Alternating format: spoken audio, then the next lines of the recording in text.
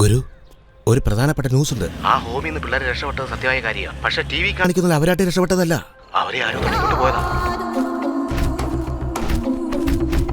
എന്നിട്ട് പിള്ളേരെ നല്ലപോലെ ബ്രെയിൻ വാഷ് ചെയ്ത് കൊട്ടേഷൻ ഇറക്കും. അതാണ് അവരുടെ തന്ത്രം.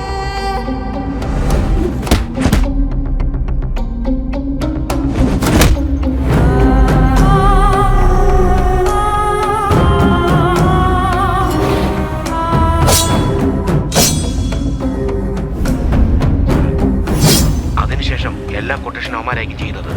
ഗവൺമെന്റിന്റെ കീഴിലുള്ള ഒരു ട്രസ്റ്റില് എങ്ങനെയൊക്കെ ഇത് ചെയ്യാൻ കഴിയുന്നു? ആരാ ഒരു ഇതൊക്കെ ചെയ്യുന്നത്? വേറെ ആരാ? ബഹുമാനപ്പെട്ട കമ്മീഷണർ ചാർലസാ. എന്താ ഗുരു പറയുന്നത്? നമ്മുടെ കമ്മീഷണറോ?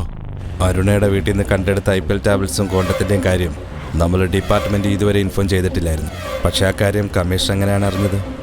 എന്താ അഗ്നി, അവരുടെ വീട്ടിൽ IPL ടാബ്ലറ്റും കോണ്ടോ ഒക്കെ കണ്ടതല്ലേ? പിന്നെ എങ്ങനെയാ അവർ സഹോദരനും സഹോദരിയാവുന്നത്? പോയിന്റ് നമ്പർ 2, ഞാൻ അയാളെ കാണുമ്പോൾ ഈ കേസിൽ നിങ്ങൾ കുത്തിപ്പൊക്കണ്ട. രാജനെ അക്യൂസ്ഡ് ആക്കാൻ പറഞ്ഞ് എൻ്റെ അടുത്ത് ഒരുപാട് സംസാരിച്ചു പുള്ളി. ഹോമിലെ പിള്ളേരെ തട്ടിക്കൊണ്ട് പോയിട്ട് ആ കുട്ടികളെ കാണാനില്ലെന്നും പറഞ്ഞ് മീഡിയയ്ക്ക് ഇൻ്റർവ്യൂ കൊടുത്തു. ഹോം സെക്യൂരിറ്റിക്ക് തന്നെ വിഷയം അറിയാവുന്ന സ്ഥിതിക്ക് കമ്മീഷണർ എങ്ങനെ ഉദയം അറിയാതിരിക്കുന്നതെല്ലാം? കണ്ടാലെന്ത് ഡീസന്റ് മനുഷ്യനാ, പക്ഷെ ഇതാണെന്ന് അറിയത്തില്ലല്ലോ. ഗുരു, കമ്മീഷണർ ഇത് എന്തിനാക്കി ചെയ്തിരിക്കുന്നത്? കമ്മീഷണറുടെ മകൾക്ക് MBA സീറ്റ് വാങ്ങിച്ചു കൊടുത്തത് തന്നെ മിനിസ്റ്റർ ശകുന്തളാദേവി അല്ലേ? മിനിസ്റ്റർ ശകുന്തളാദേവിയോ? പക്ഷേ അവരാണ് ഇതൊക്കെ ചെയ്തെന്നുള്ളതിന്റെ ഒരു തെളിവ് പോലും നമ്മുടെ ഇല്ലല്ലോ ഗുരു. തെളിവുകളില്ലെങ്കിൽ നമ്മളത് കണ്ടുപിടിക്കണം. അതിനല്ലേ നമുക്ക് ശമ്പളവും കാക്കുടുപ്പും ഒക്കെ ഗവൺമെന്റ് തന്നേക്കുന്നത്.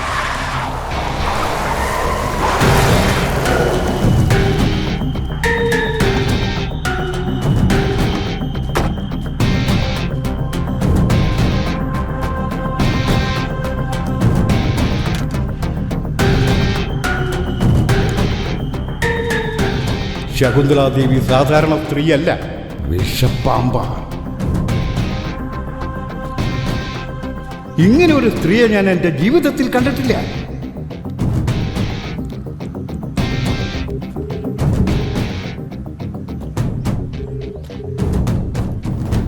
എന്നെക്കുറിച്ചുള്ള എല്ലാ വിവരങ്ങളും ആ മിനിസ്റ്ററിന്റെ ചെവിയിലെത്തിയപ്പോ എതിർ കക്ഷികൾ ആരെങ്കിലും ആയിരിക്കുമോ എന്ന് ഞാൻ സംശയിച്ചു. എന്നാൽ എന്റെ ശത്രുക്കളാരും പുറത്തല്ല, എന്നോടൊപ്പം തന്നെയുണ്ടെന്നുള്ള കാര്യം എനിക്കിപ്പോഴാണ് മനസ്സിലായത്. ആ മണിമാരനെ അഗ്നിദേവ് കണ്ടതുകൊണ്ട് നമ്മൾ അന്വേഷിക്കുന്ന ആ ബലിയാട് ആ മണിമാരൻ തന്നെയാണ്.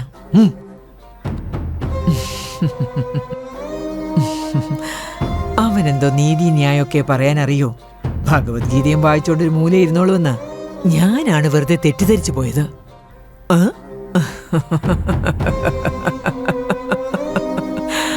രഹസ്യമായിട്ട് അവൻ നമുക്ക് തന്നെ 8ന്റെ പണിയല്ലേ തന്നത്.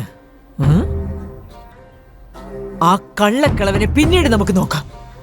ആദ്യ ആ രാജയോടൊപ്പം തന്നെ അഗ്നിദേവനെ തീർത്തേക്കാം. അവരോടൊപ്പം തന്നെ ഈ വിഷയവും. എടി, അല്ല, മഹാദേവനെ നമ്മൾ എന്തെങ്കിലും ചെയ്ത CMന്റെ ഇൻവോൾവ്മെന്റ് ഉണ്ടാവും. CM ഇതിൽ ഇടപെട്ട് കഴിഞ്ഞാൽ പിന്നെ എടോ, CMനോട് എനിക്ക് എങ്ങനെ ഡീൽ ചെയ്യേണ്ടെന്നുള്ള കാര്യം അറിയാം.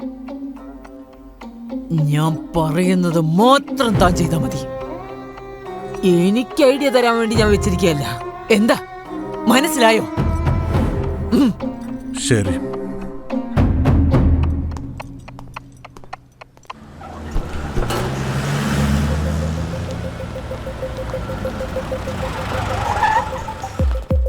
ചെക്ക് ചെയ്തോ? എല്ലാ ഫുട്ടേജും ക്ലിയർ ആയിട്ട് ചെക്ക് ചെയ്തു ഗുരു. പക്ഷേ അരുണ കമ്മീഷണറെ മീറ്റ് ചെയ്തിട്ട് പോലുമില്ല. നമുക്ക് നോക്കാം. Good morning sir. Good morning. അതെ, ആ ഫുട്ടേജ് ഒന്ന് പ്ലേ ചെയ്തേ. അരുണ മരിക്കുന്നതിന് 3 ദിവസം മുമ്പുള്ള ഫുട്ടേജ് ഒന്ന് പ്ലേ ചെയ്തേ. Okay sir.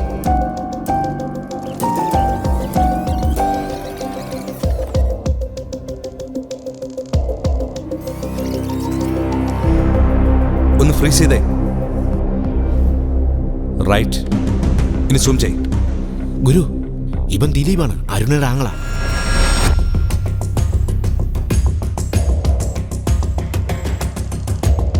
അതുപോലെ അടുത്തതും പ്ലേ ചെയ്തേ. ഒരു കമ്മീഷണറാണല്ലോ കാണാതിരിക്കുന്നത്. സർ നമസ്കാരം സർ. സർ സാറിന് മാത്രമേ എന്റെ പെങ്ങളെ രക്ഷിക്കാൻ പറ്റുള്ളൂ സർ. അവൾ അവളുടെ ആവശ്യം കൊണ്ട് എന്തൊക്കെ ചെയ്തു കൂട്ടുന്നുണ്ട് സർ. ഞാൻ എന്ത് പറഞ്ഞിട്ട് അവൾ കേൾക്കുന്നില്ല. ഇരിക്കും പറയൂ സർ, എൻ്റെ പേര് ദിലീപ് എന്നാണ്. ഞാനൊരു മെഡിക്കൽ റെപ്രസെൻറ്റേറ്റീവ് ആണ്. എനിക്ക് അച്ഛനും അമ്മയൊന്നുമില്ല സർ. ഞാനൊരു പെങ്ങൾ മാത്രമേ ഉള്ളൂ. എൻ്റെ പെങ്ങൾ ഒരു ന്യൂസ് ചാനലിൽ ന്യൂസ് റിപ്പോർട്ടറായിട്ട് ജോലി നോക്കുവാണ് സർ. ഒരു 2 ദിവസം മുമ്പ് മിനിസ്റ്റർ ശകുന്തള ദേവിക്ക് എതിരായിട്ട് എന്തോ ഒരു വലിയ തെളിവ് കിട്ടിയതായിട്ടും അത് വൈകാതെ അത് മീഡിയയിൽ പബ്ലിഷ് ചെയ്യാൻ പോകുന്നെന്നുള്ളത് അവളുടെ ഫ്രണ്ട് സൂര്യൻ സംസാരിച്ചുകൊണ്ടിരുന്നത് ഞാൻ കേട്ടു സാറേ. എന്തായാലും അവള് സമൂഹത്തിനൊരു നല്ല കാര്യം ചെയ്യുകയാണെന്നുണ്ടെങ്കിലും ശകുന്തള മേഡം ഒരു മന്ത്രിയല്ലേ. അവരുടെ ഇപ്പോഴത്തെ രാഷ്ട്രീയ ബലം പിന്നെ അധികാര ബലം ഇതിനെയൊക്കെ എതിർത്തുകൊണ്ട് ഞങ്ങളിപ്പോഴുള്ള സാധാരണക്കാർക്ക് എന്താ സാറ് ചെയ്യാൻ പറ്റുക? ഞാൻ പറഞ്ഞിട്ട് പോലും അവളത് ചെവിക്കൊള്ളുന്നില്ല സാറ്. എനിക്കിവിടെയുള്ള ലോക്കൽ പോലീസിനൊന്നും വിശ്വാസമില്ല. അതുകൊണ്ടാണ് അതാ സാറിനെ ഞാൻ നേരിട്ട് കാണാൻ വന്നത്. സാർ വേണം എങ്ങനെയെങ്കിലും എൻ്റെ പെങ്ങൾക്കൊരു പ്രൊട്ടക്ഷൻ കൊടുത്ത് ദൈവത്തെ ഓർത്ത് അവൾക്കൊരു ആപത്തും വരാതെ നോക്കണം സാർ. ഞാൻ നോക്കിക്കോളാം, പൊയ്ക്കോ.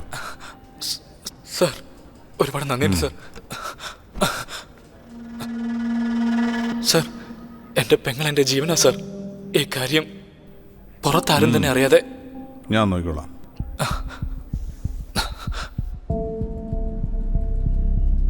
അപ്പൊ ശരിക്കും അവർ ആങ്ങളെ മംഗളമായിരുന്നോ? കമ്മീഷണറും ശകുന്തളാദേവിയും ചേർന്ന് ഒരു കുടുംബത്തെ മുഴുവൻ നശിപ്പിച്ചില്ലേ? ഒരു ദാക്ഷിണ്യവും ഇല്ലാതെ പാവങ്ങൾ ഇത്ര ചെറുപ്പത്തിൽ തന്നെ അവരെ എന്തിനാ ഇതിനകത്ത് ഇൻവോൾവ് ചെയ്യിപ്പിച്ചത്? ഇതിനാ കൂലിപ്പട എന്ന് പറയുന്നത്. എല്ലാ മേലുദ്യോഗസ്ഥന്മാരെയും കയ്യിലെടുക്കാൻ വേണ്ടി ഇതുപോലുള്ള ചെറിയ കുട്ടികളെ ബലിയാടാക്കുന്നതാണ് ഇവരുടെയൊക്കെ പരിപാടി.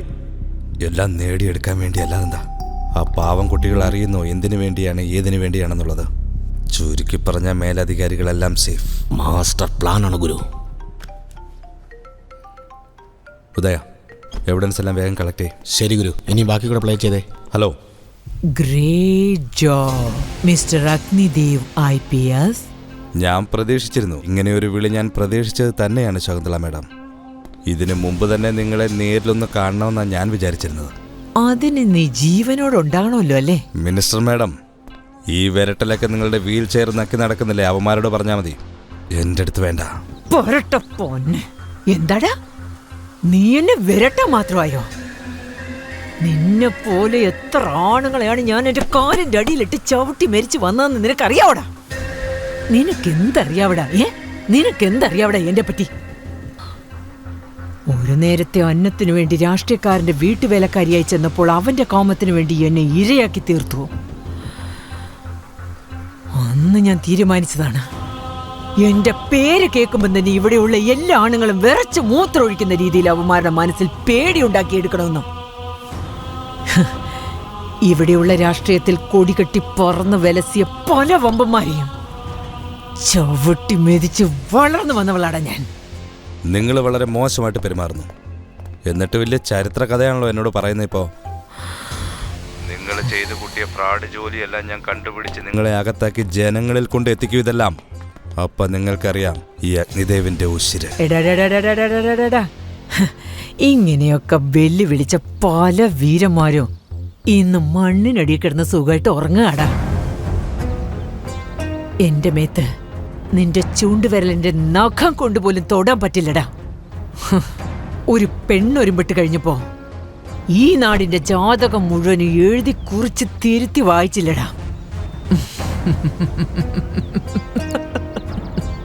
ഇരുന്ന ഇരിപ്പി തന്നെ നിന്നെ തെരുവോരങ്ങളിൽ കൂടി വീട് വീടാന്തരം എല്ലാ സ്ഥലത്തു കൂടിയും ഭ്രാന്തനെ പോലെ അലയിപ്പിച്ചില്ലേ? ഇതൊക്കെ ഒരു തുടക്കം മാത്രമാടാ. ഇനിയാണ് നീ കാണാൻ പോകുന്നത്.